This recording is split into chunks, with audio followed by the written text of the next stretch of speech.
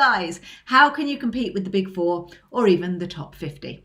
And today we're going to show why being a small firm is the best kind of firm out there. And we're going to show why you are amazing at helping your clients compared to the big firms, and also with getting clients compared to the big firms. Okay, so let me know if you are live, hashtag live. Let me know if you're watching the replay, hashtag replay. Say hello. Let me know that you're here so I know who I'm speaking to, please. That would be amazing. It's really nice when I see the same faces come up time and time again. And if you're watching the replay, then let me know that you have come and seen the training that I'm doing today. So let's talk a little bit about why being a small accountant or a small bookkeeping firm, accounting, or hey Rennie, how you doing? A small accounting or a small bookkeeping firm is better than being one of the big guys. So imagine that you are competing with PwC, Price Waterhouse, BDO. You've got all of these big firms and you're sat there and you're like, oh, I've launched my new accounting firm, or my accounting firm is a team of 3 to 8 people. How can I compete with the big guys? What is it that will enable me to have success? Good morning, Ian. How are you doing? All right, so let's have a look at the David and Goliath scenario. Okay, now we all know that David won over Goliath, and the reason why David won over Goliath was because he thought differently and acted differently and was able to be agile. So I'm going to be covering a few points today of why being a small accounting firm is better than being a big accounting firm. But the first thing that I want you to understand is you have such an advantage because you're able to be agile. Now think about what we've been through in the last 12 months with regards to COVID. Think about, if you're based in America, the things that have happened with regards to the elections. Think about here in the UK with Brexit. Think about all of the different things that change on a daily, weekly, monthly, and yearly basis. When you are a big firm, it is like having a great big ship, and you have to really, moving the rudder is really slow and clunky. And to move this huge ship and get all of this ship changing course and trying a new direction is a pain. It's slow, it's clunky, it's hard work, and it takes ages. And this is what the big firms struggle with. So when Brexit hits, they don't have a handful of clients or a small number of clients or a small number of team where they have to move the goalposts. They have a monster of a business. I call them monster businesses. They have a huge business that they have to move. So their ability to be agile is slow and clunky. What does that mean for the smaller firm? Well, for the smaller firm, you have the advantage to be able to move quickly. You're a smaller boat. You're powered by, you're a motorboat rather than a sailboat. You don't just change the sails. You can just switch your motorboat and you can turn that wheel and it moves instantly. As a small firm, you have a small number of team members, so getting them to have buy-in to when you move the direction of your firm is much, much quicker. You will have less clients, which means that actually communicating with your clients is much, much easier. And I'm going to share with you some other advantages of having a small firm, and your clients will trust you more than they trust working with the big firms. So many of the big firms get clients because of their name. That's it.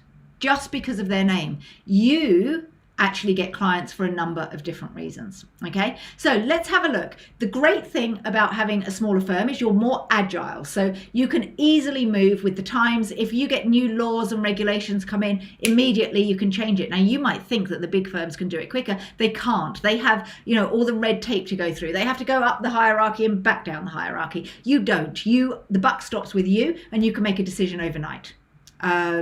Okay, then what we have to do is look at how you can grow your firm much, much easier than the big firms, because the big firms, when they want to actually change their branding, when they want to change their message, again, it has to go all the way up the chain of command, all the way back down. They have to, discuss how much money they're going to invest in marketing and sales. They have to put all of that income through the red tape again, and again, it's clunky with what they have to do. You, again, can be agile with regards to your marketing. Okay, so The great thing about a small accounting firm, being a small accounting firm owner, is you can build a personal brand, and people buy people.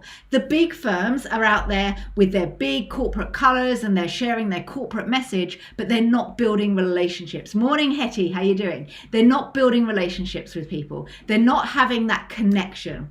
And when you are trying to get clients, the easiest way to get clients is have a connection with your audience, okay? When you have a connection, when you've got a strong personal brand, people will trust you. And if they trust you, then they're going to trust your advice. And if you advise that you are the accounting firm for them, as long as you've shown your value, you will get that business. Okay.